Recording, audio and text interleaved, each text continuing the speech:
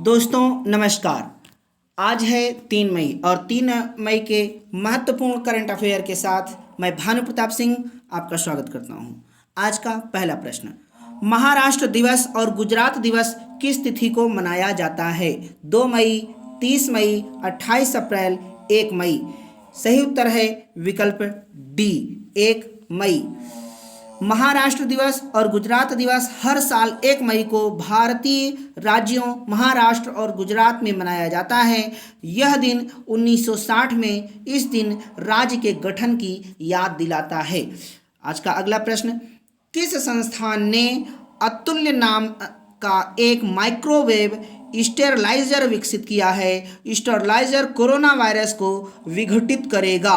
भाभा परमाणु अनुसंधान केंद्र, रक्षा प्रौद्योगिकी संस्थान उन्नत, इसरो, ICMR, रक्षा अनुसंधान और विकास संगठन DRDO द्वारा समर्थित defence institute of advance technology DIAT Pune ने अतुल्य नामक का एक माइक्रोवेव स्टेरलाइजर विकसित किया है। स्टेरलाइजर कोरोना वायरस को विघटित करेगा, अतः इसका सही उत्तर होगा विकल्प बी, रक्षा प्रौद्योगिकी संस्थान। आज का अगला प्रश्न, 8 कोर इंफ्रास्ट्रक्चर उद्योगों का उत्पादन 2019-20 में कितना प्रतिशत बढ़ा? 1.6%, 0.6%, 2.6%, 3.6%। 2019-20 में 8 कोर इंफ्रास्ट्रक्चर उद्योगों का उत्पादन 0.6% बढ़ा। 2018-19 में यह आंकड़ा 4.4% था, अतः सही उत्तर होगा विकल्प बी। आज का अगला प्रश्न, council for scientific and industrial research CSIR ने कितने ड्रग्स उम्मीदवारों को फिर से तैयार करने के लिए पहचाना है क्योंकि इन्हें जल्दी से इलाज के लिए तैनात किया जा सकता है? 25, 35, 23, 34। इसका सही उत्तर है विकल्प ए, 25। Council for scientific and industrial research CSIR ने पुनरुत्थान के लिए 25 शीर्ष 25 ड्रग उम्मीदवारों की पहचान की है क्योंकि उन्हें उपचार के लिए जल्दी से तैनात किया जा सकता है। शीर्ष 25 दवाओं में फेविपिरिवर है। फेविपिरिवर वायरल RNA पॉलीमरेज का एक व्यापक स्पेक्ट्रम अवरोधक है और सबसे आशाजनक दवाओं में से एक के रूप में उभरा है। फेविपिरिवर को फ्यूजीफिल्म टोयामा केमिकल लिमिटेड द्वारा विकसित किया गया था। यह आम इन्फ्लुएंजा के लिए एक स्वीकृत उपचार है और इसका विपणन रूस, चीन और जापान में किया जाता है। आज का अगला प्रश्न, किस संगठन ने कोविड-19 पर ध्यान केंद्रित करने के साथ स्वास्थ्य और जोखिम संचार पर एक कार्यक्रम year awareness on science and health YASH launch किया? National council for science and technology communication, रक्षक कोरकेयर, स्वास्थ्य देखभाल।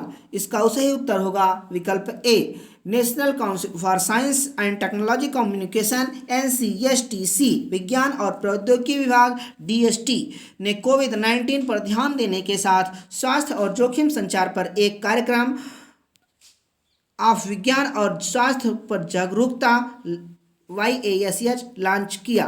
आज का अगला प्रश्न, 30 अप्रैल को नई दिल्ली में दिल्ली पुलिसकर्मियों के लिए एक कार्यक्रम आयोजित किया गया था जिसका उद्देश्य सरल और समय के माध्यम से आयुर्वेद प्रतिरक्षा के बढ़ाने के उपायों के माध्यम से लड़ने का था। कार्यक्रम का नाम क्या था? भाभा परमाणु अनुसंधान केंद्र, आयुष रक्षा, ICMR, इसरो। इसका सही उत्तर होगा विकल्प बी। 30 अप्रैल को नई दिल्ली में दिल्ली पुलिसकर्मियों के लिए कोरोना से जंग, दिल्ली पुलिस के संग शीर्षक से एक कार्यक्रम आयोजित किया गया था।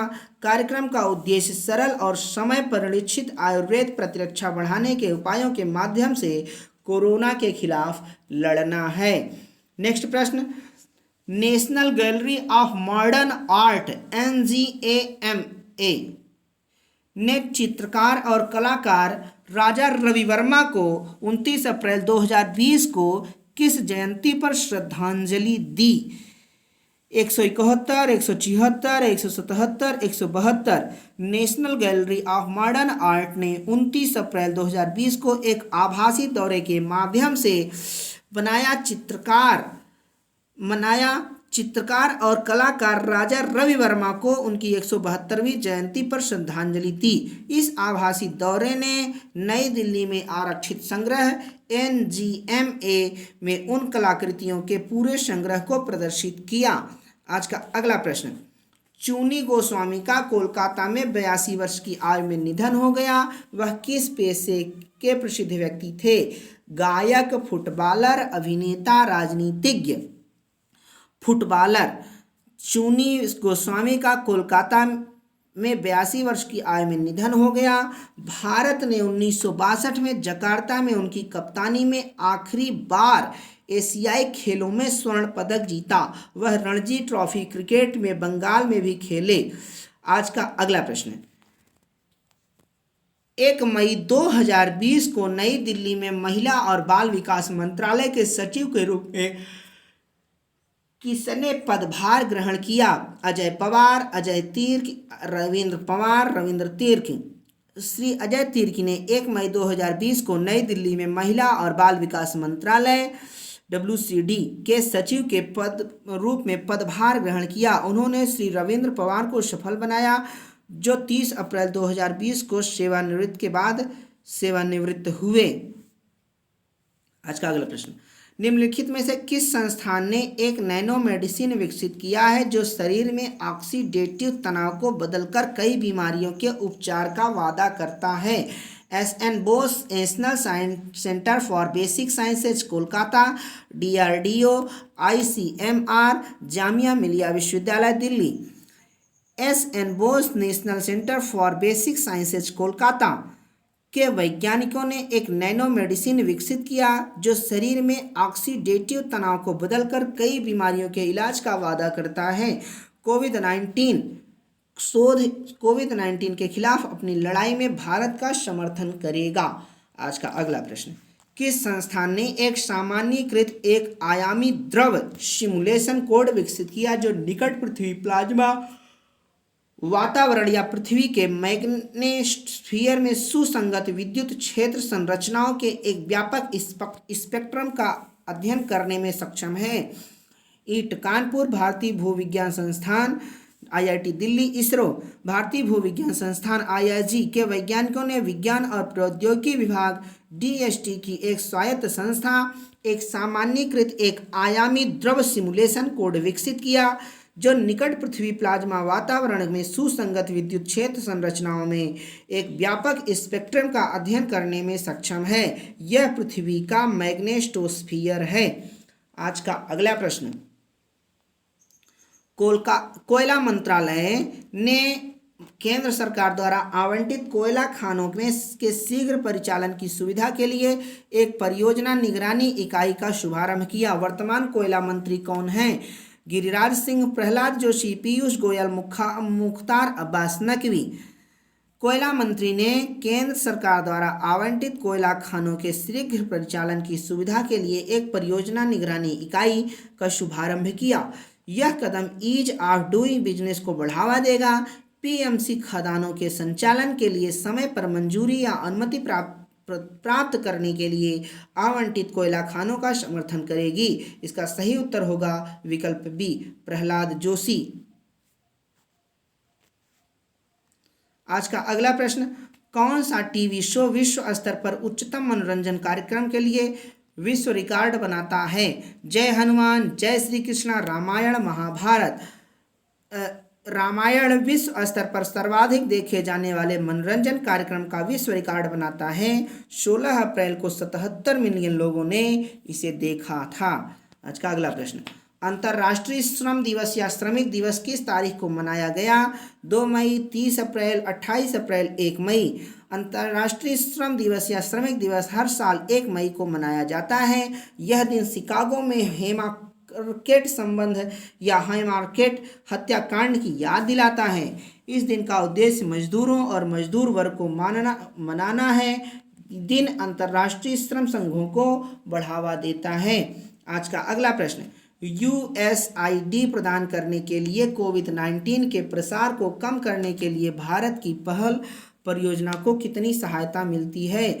अमेरिकी $3 मिलियन, $2 मिलियन अमेरिकी डॉलर, यूएसडी $1 मिलियन, अमेरिकी dollar $4 million. United states agency for international development for CODV कोविड-19 के प्रसार को कम करने के लिए भारत की पहल अफोर्डेबल हेल्थ केयर एक्सेस और लॉन्गेटिविटी के लिए भागीदारी परियोजना के लिए यूएसडी $3 मिलियन प्रदान करने के लिए मंजूरी देता है। इसका सही उत्तर होगा विकल्प ए, अमेरिकी डॉलर $3 मिलियन। नेक्स्ट प्रश्न, चक हाओ काला चावल जिसने भौगोलिक संकेत जीआई टैग प्राप्त किया वह निम्नलिखित में से किस राज्य में है? पश्चिम बंगाल, सिक्किम, असम, मणिपुर।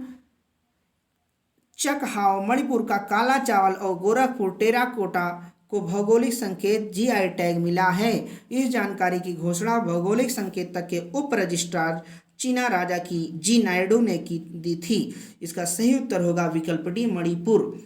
आज का अगला प्रश्न, ओपन बजट सर्वेक्षण द्वारा बजट पारदर्शिता और जवाबदेही के मामले में 117 देशों के बीच भारत की रैंक क्या है?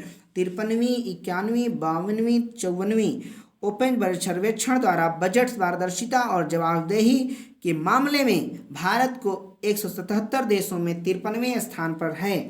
आज का अगला प्रश्न, किस संस्थान के वैज्ञानिक ने लद्दाख हिमालय में नदियों का अध्ययन किया है और नदी के कटाव के 35,000 साल के इतिहास का पता लगाया है और अपरदन चौड़ी घाटियों के हॉट स्पॉट की पहचान की है जो बफर जोन के रूप में कार्य करते हैं? पारिस्थितिकी और पर्यावरण रॉयल एन्क्लेव श्रीरामपुरा के लिए Ashok trust, ISRO, Wadia institute of Himalayan geology, इनमें से कोई नहीं। Wadia institute of Himalayan geology के वैज्ञानिकों ने लद्दाख हिमालय में नदियों का अध्ययन किया। उनके अध्ययन से नदी के कटाव के 35,000 साल के इतिहास का पता चला और अपरदन चौड़ी घाटियों के हॉट स्पॉट की पहचान की गई जो बफर जोन के रूप में कार्य करती है। इसका सही उत्तर होगा विकल्प सी। आज का अगला प्रश्न, गोरखपुर टेराकोटा जिसने भौगोलिक संकेतक जीआई टैग प्राप्त किया निम्नलिखित में से किस राज्य से है? पंजाब, उत्तर प्रदेश, मध्य प्रदेश।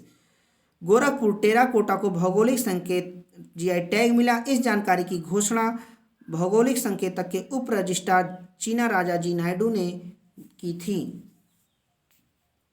इसका सही उत्तर होगा विकल्प बी, गोरखपुर उत्तर प्रदेश में है। आज का अगला प्रश्न, किस शहर ने एक भौगोलिक सूचना प्रणाली GIS डैशबोर्ड बनाया जो कोविड-19 के विभिन्न hot spot, heat maps, positive case, बरामद मामलों आदि को दिखाएगा? जयपुर, आगरा, वाराणसी, भोपाल। आगरा स्मार्ट सिटी उत्तर प्रदेश ने एक भौगोलिक सूचना प्रणाली GIS डैशबोर्ड बनाया है जिसमें विभिन्न hot spot, heat maps, positive case, बरामद मामले आदि कोविड-19 के दिखाएंगे। इसका सही उत्तर होगा विकल्प बी, आगरा। मित्रों, आज के लिए बस इतना ही। आप सबका बहुत बहुत धन्यवाद। वीडियो को लाइक करें, ज़्यादा से ज़्यादा शेयर करें और कमेंट करना न भूलें। आपके कमेंट का हमें इंतज़ार रहता है। फिर से एक बार बहुत बहुत धन्यवाद।